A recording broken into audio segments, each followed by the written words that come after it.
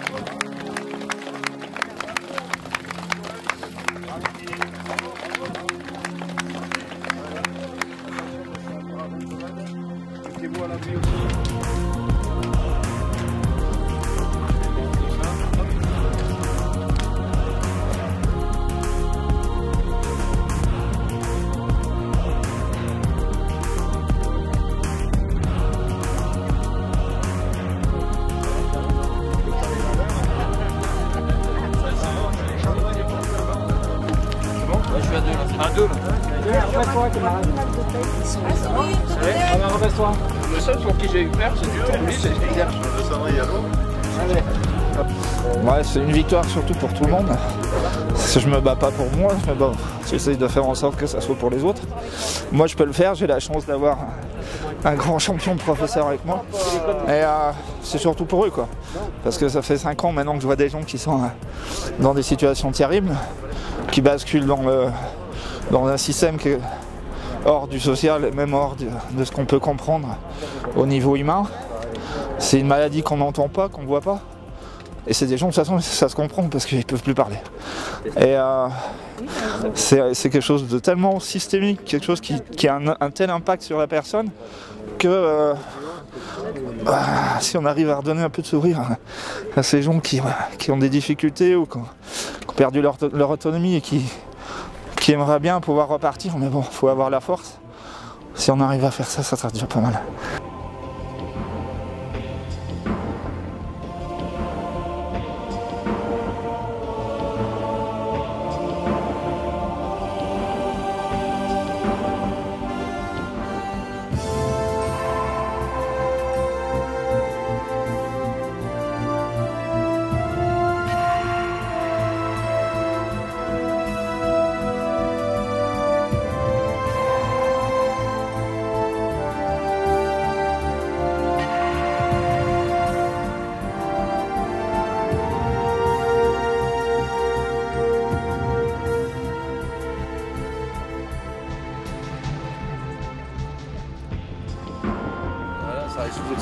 Au début, c'est une belle. Au début, on avait annoncé des pourcentages, mais.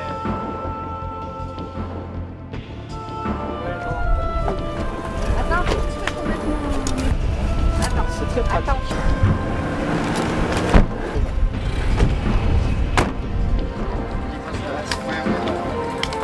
Allez, c'est parti.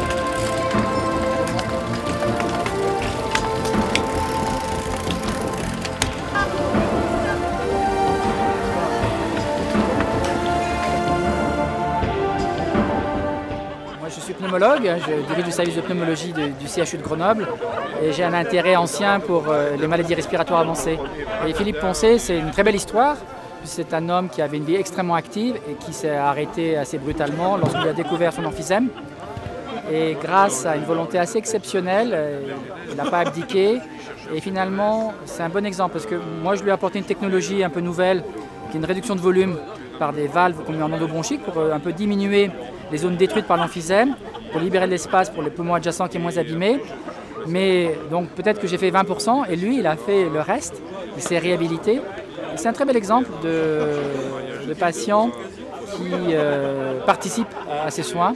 Donc c'est ce qu'on appelle la médecine participative, où les patients ne sont plus dans une posture passive, mais très active. Donc aujourd'hui c'est une très belle journée, c'est une grande journée, parce qu'avec un handicap quand même très sérieux, je ne veux pas l'accabler, mais il n'est pas très loin de la transplantation pulmonaire. Donc monter au col, certes avec de l'oxygène, certes grâce à une réduction de volume pulmonaire, grâce à l'oxygène liquide, toutes ces choses-là, c'est un très bel exemple.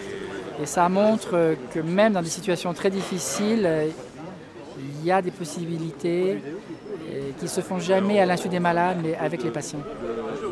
Quand un patient a un projet, une idée, même si elle est un peu folle, il faut essayer d'avancer. Donc il faut voir ce qui est faisable, réalisable, savoir de temps en temps le freiner, le cadrer.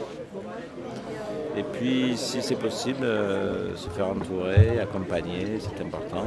Et ce qui est important et sympathique, c'est que justement là on a eu quand même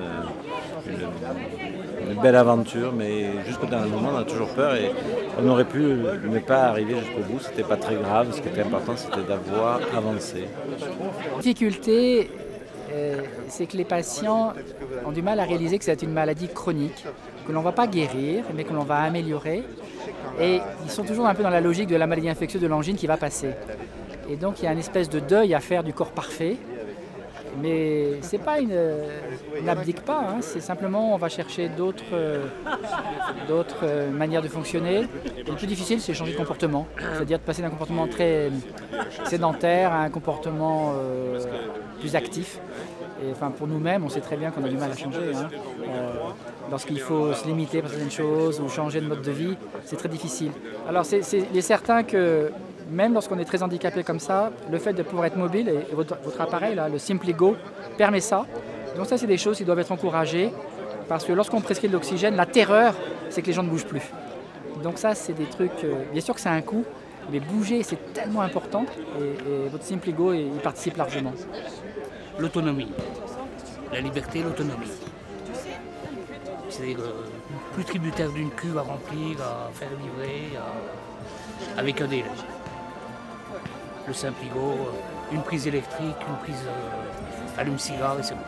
On est tributaire d'un prestataire de santé qui va nous donner. Avec ce Simpligo, on va partout, une prise électrique c'est bon. Donc c'est quand même une liberté énorme, on peut bouger. C'est un changement quotidien. Je vais bouger plus que je ne bouge, parce que je bouge beaucoup, mais avec des contraintes.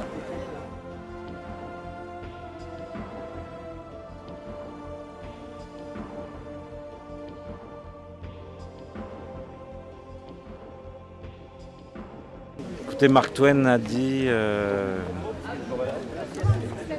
il ne savait pas que c'était impossible, alors il en fait. Alors peut-être c'est celui-là.